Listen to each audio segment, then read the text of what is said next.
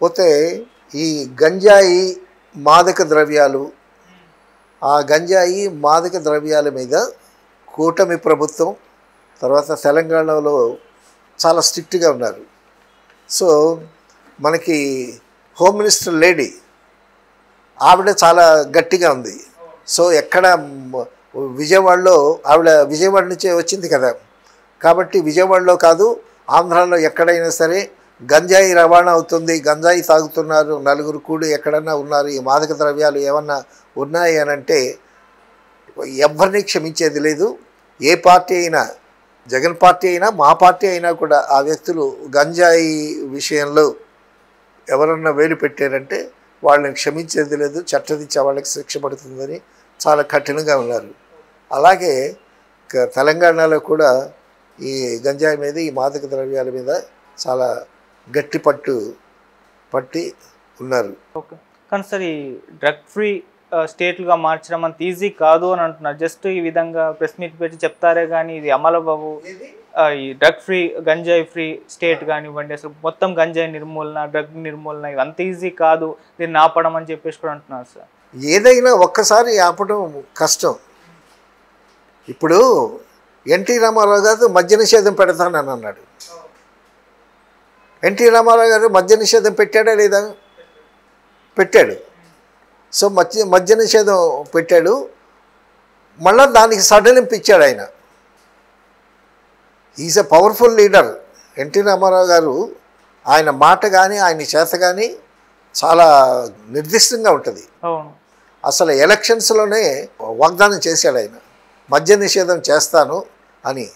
ఆ మద్య నిషేధం చేస్తానన్న తర్వాత స్ట్రిక్ట్గా అమలు చేశాడు ఆయన. తర్వాత అందరూ సడలింపులు ఏంటంటే, కొంతమంది ముసలి వాళ్ళు ఉంటారు, వాళ్ళకి మద్యం తాగేటటువంటి అలవాటు ఉంటుంది. కొంతమందికి నిద్ర కోసం మద్యం తాగుతారు. తర్వాత మందుగా వాడేటటువంటి వాళ్ళు కొంతమంది ఉంటారు. వాళ్ళు డాక్టర్ సర్టిఫికెట్ తెచ్చుకుంటే వాళ్ళు షాప్లో తెచ్చుకోవచ్చు. సో ఆ సడలింపు ఇచ్చాడు ఆయన. సో ఆ మద్య నిషేధం చేసిన తర్వాత ఇంట్లో ఆడవాళ్ళు అయితే ఎంత హాయిగా ఉన్నారో. ఇక మద్యం తాగే వీలు లేదు. మద్యం తాగితే పోలీసులు పట్టుకుంటారు. హాయిగా ఇంటికి వచ్చేవాళ్ళు శుభ్రంగా భార్యాపిల్లలతో కూర్చొని చక్కగా తిని హాయిగా నిద్రపోయి వాళ్ళ కార్యక్రమాలు వాళ్ళు సక్రమంగా చేసుకునేవాళ్ళు. మద్య నిషేధం జరిగిన తర్వాత తెలుగు ఉమ్మడి రాష్ట్రాల్లో ఆడవాళ్ళు చాలా ఆనందపడ్డారు. తర్వాత మందు తాగిన తర్వాత మితంగా తాగితే పర్వాలేదు, అతిగా తాగాడు అనుకో అప్పుడు వాళ్ళ చేష్టలు ఎట్టా ఉంటాయో మనకు తెలీదు. నీకు తెలుసా ఆ సంగతి ఏమన్నా? నువ్వు ఎప్పుడు తీసుకోలేదా? వెరీ గుడ్, అలాగే ఉండు. అయితే తర్వాత వచ్చినటువంటి ప్రభుత్వాలు మద్యం వల్ల చాలా ఇన్కమ్ ఉంది ప్రభుత్వానికి. సో కాబట్టి ఇప్పుడు యంత్రాంగాన్ని నడిపించాలి అని అంటే డబ్బులు కావాలి కదా, ఖజానాలో డబ్బులు కావాలి. సో ఆ మద్య నిషేధాన్ని అమలు జరపలేకపోయారు. సో ఇప్పుడు మద్య నిషేధం అమలు జరపాలంటే చాలా కష్టం. ఎందుకంటే మద్య నిషేధం వల్ల చాలా రాబడి వస్తుంది ప్రభుత్వానికి. సో అందువల్ల దాన్ని కూడా ప్రభుత్వం ఇక ఏమీ చేయలేనటువంటి పరిస్థితి ఉంది. తర్వాత చాలామంది మద్యానికి అలవాటు పడినటువంటి పరిస్థితి. సో జగను తన సొంతంగా మద్యం తయారు చేసి అమ్మి అది చీప్ లిక్కర్ అయినా సరే అలవాటు పడిన వాళ్ళు అది తాగి దానివల్ల లివర్ చెడిపోయి ఆరోగ్యాలు చెడిపోయి చనిపోయినటువంటి వాళ్ళు కూడా కొంతమంది ఉన్నారు. సో ఇప్పుడు మళ్ళీ ఈ ప్రభుత్వం వచ్చిన తర్వాత సో మంచి లిక్కర్ దొరికి జనాలు మళ్ళా హ్యాపీగా ఉంటారేమో చూడాలి. ఓకే, మొత్తానికి కొత్తగా వచ్చినటువంటి ప్రభుత్వం పవన్ కళ్యాణ్ ప్రజా దర్బారు స్టార్ట్ చేశాడు. అలాగే మిగతా వాళ్ళు కూడా తయారు చేస్తే తర్వాత మొన్న మీటింగ్లో మంత్రులందరితో మీటింగ్ జరిపాడు చంద్రబాబు నాయుడు గారు. జరిపేటప్పుడు ఎవరెవరు ఏం చేయాలి, ఎలా చేయాలి, అనుభవం ఉన్నటువంటి మంత్రులు ఉన్నారు, వాళ్ళకి ఎక్కువ శాఖలు ఉన్నాయి. ఒకటి రెండు సార్లు గెలిచినటువంటి ఎమ్మెల్యేలు ఉన్నారు. తర్వాత ఫ్రెష్గా వచ్చినటువంటి ఎమ్మెల్యే కుర్రాళ్ళు ఉన్నారు. ఒక అమ్మాయి అయితే అసెంబ్లీలో ఇంగ్లీష్లో మాట్లాడింది, చాలా అద్భుతంగా మాట్లాడింది. అంత చిన్న అమ్మాయి బాగా చదువుకున్నది అమ్మాయి.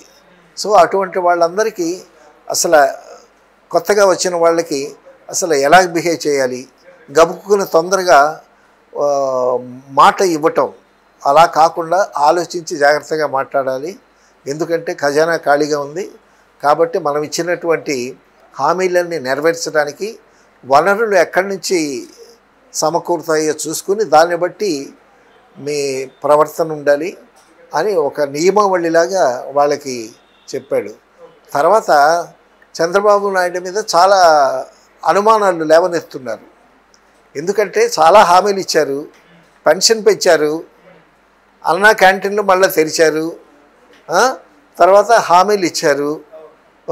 ఇవన్నీ ఎలాగ నెరవేరుస్తారు అని అంటే ఆయన ఇచ్చిన సమాధానం ఏంటంటే ఖజానా ఖాళీ అయిపోయింది, గత ప్రభుత్వం బాగా విచ్చలవిడిగా ఖర్చు చేసింది. సో ఆ సంగతి ప్రజలు కూడా గమనిస్తూ ఉన్నారు. ఇప్పుడు నేను తిరిగి వాళ్ళలాగా పారిపోయేటటువంటి వాడిని కాదు, నాకు ఆత్మస్థైర్యం ఉంది. నేను ఆలోచించి ఎక్కడి నుంచి పరిశ్రమలు రాబట్టడం, తర్వాత ఎన్ఆర్ఐస్ని ఇన్వైట్ చేయటం, తద్వారా ఉపాధి కల్పించడం, ఇవన్నీ నేను చేయగలనేటటువంటి నమ్మకం ఉంది. కాబట్టి నాకు కొంత టైం ఇవ్వండి, చక్కగా బండిని పట్టాలు ఎక్కిస్తాను అని చెప్పి భరోసా ఇస్తూ కుప్పం గెలిచిన తర్వాత కుప్పం వెళ్ళాడు. బ్రహ్మంగా రిసీవ్ చేసుకున్నారు. ఆ కుప్పం సభలో ఆయన వాళ్ళు అడిగినటువంటి ప్రశ్నలకి ఆయన చక్కగా సమాధానం చెప్పాడు. సో నాకుండేటటువంటి అనుభవం కానీ, తర్వాత నాకుండేటటువంటి పరిచయాలు కానీ వాటిని ఉపయోగించుకుని నేను పరిశ్రమలను తీసుకొస్తాను, లేకపోతే సెంట్రల్ గవర్నమెంట్ మోడీ గారిని దగ్గర నుంచి డబ్బులు తీసుకొస్తాను, ఎక్కడి నుంచో మొత్తానికి తెస్తాను, ఆ ధైర్యం నాకుంది. సో మళ్ళీ ఈ ప్రభుత్వం ఇచ్చినటువంటి హామీలన్నీ నెరవేరుస్తుందనేటటువంటి ఆత్మవిశ్వాసం నాకుంది. కాబట్టి నన్ను నమ్మండి, నన్ను నమ్మి గెలిపించారు కాబట్టి మీకు ధన్యవాదాలు. సో మా మంత్రివర్గం కూడా ఇంతకుముందు కన్నా స్పీడ్గా ఉంది, ఉత్సాహవంతులు యువకులు వాళ్ళంతా ఉన్నారు అని పవన్ కళ్యాణ్ గురించి కూడా బాగా ఉటంకిచ్చాడు ఆయన. సో ఇప్పుడు ఏంటంటే పవన్ కళ్యాణ్ ఎలక్షన్స్లో గెలవటమే కాదు, పవన్ కళ్యాణ్ ప్రభుత్వంలో ఒక మోడల్ అయ్యాడు. ఇప్పుడు ఇతను సిన్సియర్గా ఉంటాడు. సో ఇతను సిన్సియర్గా ఉంటే జనసేన వాళ్ళందరూ సిన్సియర్గా ఉంటారు. సో జనసేన సిన్సియర్గా ఉంది కాబట్టి కూటమిలో ఉండేవాళ్ళు కూడా సిన్సియర్గా ఉంటారు. తర్వాత ఇప్పుడు చంద్రబాబు నాయుడు గారి అనుభవం, తర్వాత లోకేష్ కూడా కొంచెం రాజకీయాల్లో ఆరితేరి ఉన్నాడు, గత అనుభవం ఉంది, యువకుడు అతను. పవన్ కళ్యాణ్ మంచి ఉత్సాహంగా ఉన్నాడు. సో ఇప్పుడు ఉన్నటువంటి ప్రభుత్వంలో యువతని రిప్రజెంట్ చేసేవాళ్ళు చాలామంది ఉన్నారు.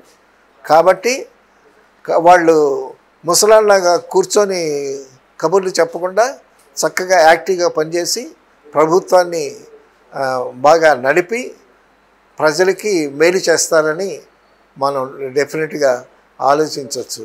ఆ విధంగా పవన్ కళ్యాణ్ ఇప్పుడు పవన్ కళ్యాణ్కి లోకేష్కి ఏదో భేదాలు వస్తాయి అది ఇదో అంటున్నారు. ఇప్పుడు మనం పాజిటివ్గా ఆలోచిద్దాం. వాళ్ళు ఎప్పుడో విడిపోతారని, మనం ఇప్పుడే విడిపోతారని అనుకోవటం ఎందుకు? సో చాలా ఆదర్శవంతమైనటువంటి ప్రభుత్వం వచ్చిందని అనుకుందాం. సో ఆ విధంగా ప్రజలకి, ఆంధ్ర ప్రజలకు మేలు జరుగుతుంది.